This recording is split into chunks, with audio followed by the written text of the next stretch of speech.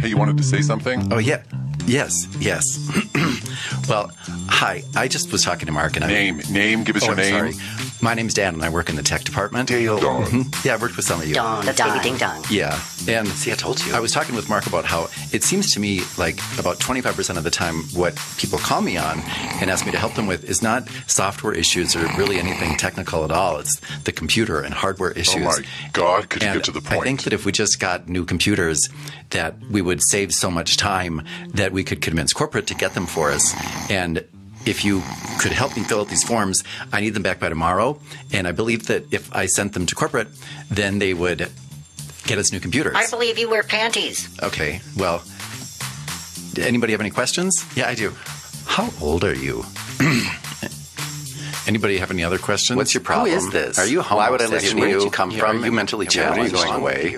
Okay, well, if you want to help me with this so that you can get the new computers, I'm going to leave these forms right here, okay? Dick, what's his what? Okay, that's it.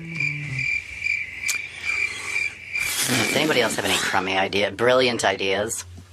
Oh, sure. Yeah, I do want to say one thing, actually. Thank you, Mark. Yeah, good luck. Hi, I'm Dan. I've worked with a lot of you. I'm from the tech department. Hey, Dale. So good to see you. It's good to see you, too. You remember his name? Well, as you all know, most of the time when we're working together, it's not really our problem, and it's not that we're having software issues. It's mostly hardware issues, right? Oh, that's it. That's got it. totally He's not. right. He's got it. He's right. Basically, what we need that. are new computers. And the data clearly shows that if we can get those, the money that we would save being able to work more quickly, we would be able to make the money that we spent in the computers back by the end of the year. just told them that. Right? That's right. Yeah. So here's what my proposal He's is. totally right.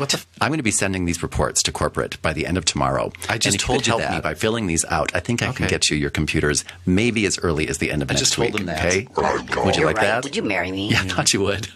All right, so I'm going to leave these here. And is what I'd wrong like with you to you? do is just make sure that you fill them out and I just turn told them you into all me of that. again by tomorrow so that I can get you those new that was me. computers, okay? Thank you, Dan. Thanks, Dan. You're welcome. You're welcome. Come on. I'm out of here. I love you and want to marry you. I want to marry you too. Ridiculous.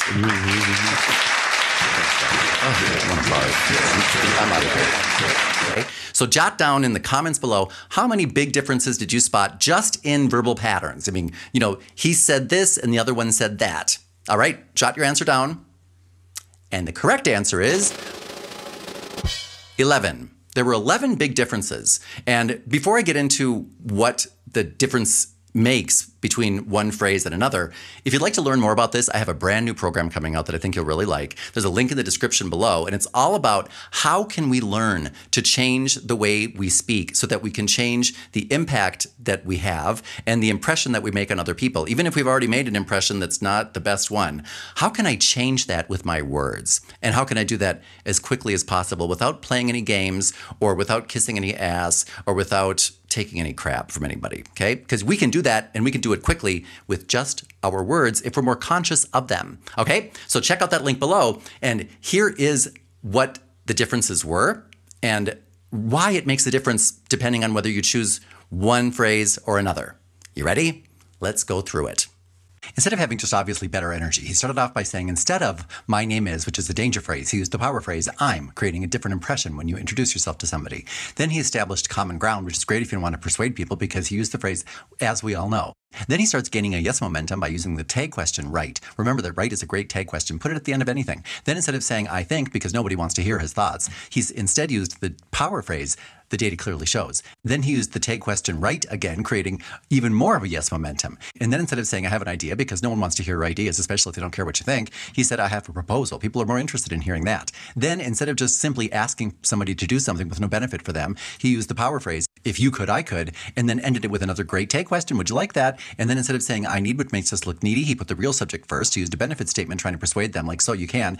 And then at the end, to make sure that he left people with the right impression and that they associated him with the right type of person, when he was thanked, he simply responded with a "you're welcome," connecting himself with other polished professionals who are confident in their message, as opposed to saying something such as "not a problem," which would have connected him something to more like a hillbilly who might have wandered into the meeting because he had some tobacco stuck in his teeth and was in search of a spittoon. At the end, as he was leaving, he used a simple closing line of, again, "you're welcome," aligning himself with a popular choice of speakers who are confident that the message they just gave was in fact a gift, as opposed to another popular choice, "that's it," a closing line made famous by Porky the Pig.